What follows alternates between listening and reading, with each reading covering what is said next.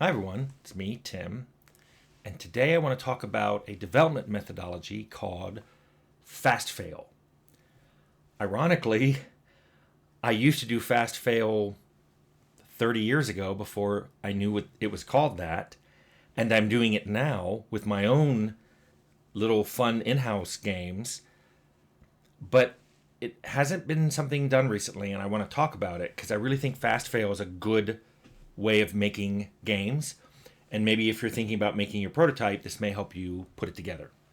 So, what's called fast fail these days is something that I used to just call rapid prototyping. And if you watch the video I have on stages that game development goes through, prototyping is one of the early stages where you quickly put together a level just to see if a mechanic works or just to see if the level size is good or the sight lines are good or whatever you're trying to do. You do it before you have final art and final code.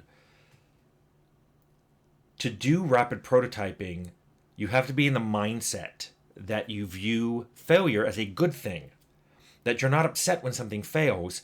You're happy that with as little time and resource investment as possible, you discovered something you were about to do isn't going to work. That's what I love about rapid prototyping and this fast fail methodology. But it means if you do this, you have to be willing to throw away stuff. If you're a designer, you have to let go of a design mechanic that you think is great. If you're a programmer, you have to be willing to throw away code. If you're an artist, you have to throw away your art. That's part of fast fail. You do something, it doesn't work, you do something else. And there are some people who just can't do that. I used to think it was an ego thing. Now I'm beginning to think that some people don't understand that the path to a destination isn't straight. That when you're trying to get to an endpoint, you won't always walk directly there.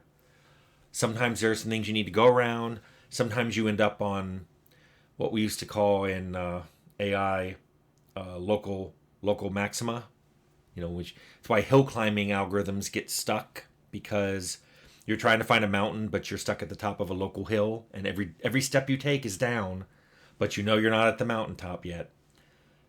This is kind of what rapid prototyping lets you do with design ideas, code ideas, art ideas. You can put them together really quickly, see if it's going to work. Now, I mentioned I'm doing that now with the little games I make for fun. That little space combat simulator, my 3D dungeon maker. Those are just, I had an idea. I wanted to see if it worked. If it hadn't, no big loss. If they did, great. I have a thing that now sitting in my project folder that contains a feasible idea. Win-win. If you watched my early videos on making Fallout, you know that rapid prototyping was something I did very, very early on. There were three engines made before we picked the isometric one. There was a voxel engine and a 3D engine, and they were dumped because the voxel one was too limited, and the 3D engine one was too slow and too low poly for the frame rates I wanted to get. It would have been a very low poly game. We wouldn't have been able to use those engines to make the Fallout that we wanted to make. But if I hadn't made them, we wouldn't have known that. The We were very, I don't know if it's called agile now, but we were very open to ideas, even if they changed everything. When Leonard had his idea for the changing the aesthetics of Fallout to what the 50s thought the future would be, we had already made a lot of stuff. Some of it got thrown out. We threw out some wall sets.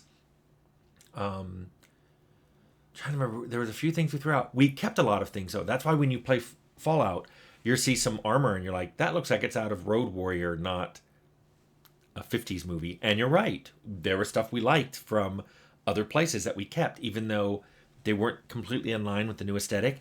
They weren't jarring, and they made sense that everyone's not going to run around in leather jackets. Probably the biggest thing that happened, was when we decided we weren't going to go with GURPS anymore and we had to make new system mechanics. We had to move fast. and we had to test quickly, and that happened. I mean, Chris came back to me in a few days with a nearly fully realized system, and we threw it in and we hooked it up and we played it. And that's when I remember I said I wanted to put luck in, and Brian Fargo was like, hey, I think we need to buy something. There need to be something that's purchasable besides skills. And we did that. But that was because the game itself we treated as a prototype, and we threw the new mechanics in and saw how they worked. I sometimes look back at Fallout and went, hey, I didn't realize that that's what we were doing back then, but we really did the rapid prototyping at the beginning and the end of that game, and a little bit in the middle. Sometimes I think about Arcanum and I'm like, I think the problem with Arcanum was we prototyped a lot of stuff and then we didn't have time to remove it. So you're playing a lot of systems in that game that are in their raw alpha state. And that's actually one of the problems with fast fail.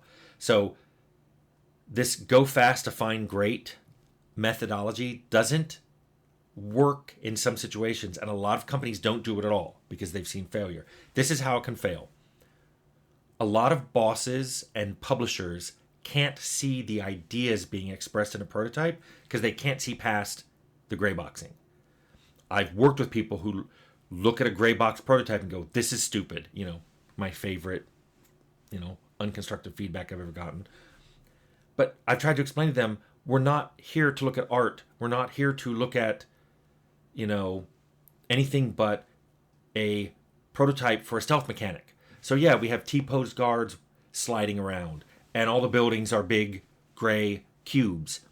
But that's not what we're here to look at. We're here to see if the stealth mechanic makes sense. If it makes sense that there's the guard going around the building on a path, and you're trying to sneak into the building, and the door is just a hole in the side, and there's a vent, which is a smaller hole that you have to crouch to get into. And that's what we're testing. We're testing sight lines and feedback. And does it make sense? Does it make sense to the player who's sneaking through this? Is everything behaving like they would expect? But I've worked with people who just look at it and go, this looks dumb, this is horrible, this mechanic is awful. And the mechanic isn't awful. They just can't see past the gray boxing. By the way, if you work with people like this, you simply cannot show them prototypes. And I don't know a way around it. I've worked with too many people who literally cannot see past the gray box. Even if they tell you they will, all their feedback comes back negative. So I don't know how to do that other than wait till you have a beautiful corner or a vertical slice and show them that.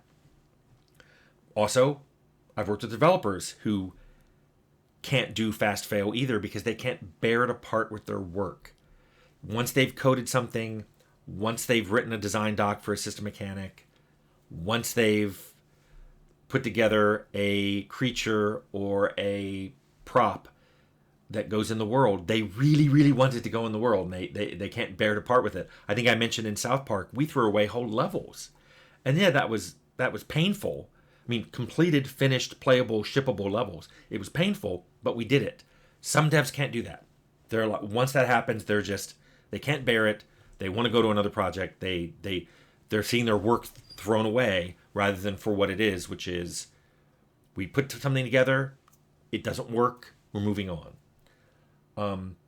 Another problem with fast fail is with Fallout, I did a lot of it before anybody came on board. So me making engines in either my free time or my spare time when my installer maker was running, me putting together an engine didn't cost much. But once you have a full team, if you're trying to bankroll the fast fail method, you're paying a lot of people to do a lot of work that you may throw away. It's every other industry in the world calls that research and development, R&D. There isn't a whole lot of R&D in the game industry, at least not in a lot of game companies. Some still do it, but those are companies that have a big enough war chest that they can bankroll it. So I used to tell people like id and Valve and Blizzard, they can work on a game until it's done. Most companies work on a game until the budget's finished and then it gets shipped. So it's very hard to do fast fail, which has R&D, which is very hard to predict. I defy anybody no matter how good producer they are and how many years experience as a developer they are, to predict how long an R&D phase will last until you get something acceptable.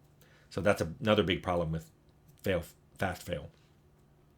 And then the one last thing that I've actually seen happen is, because you're not going in a straight direction towards your destination, there's a possibility that you will wander forever.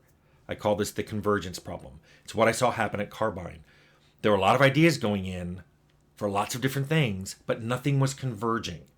Now, I identified that issue as there was no vision. There was no singular vision.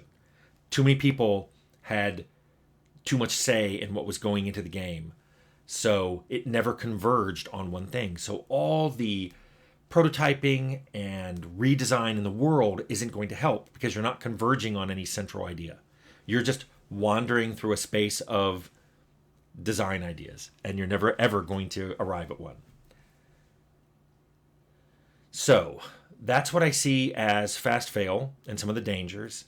I believe that because a lot of companies don't do fast fail now, we see a lot of stable games that aren't that good, or games that get better after their third or fourth patch, maybe even after a year or two.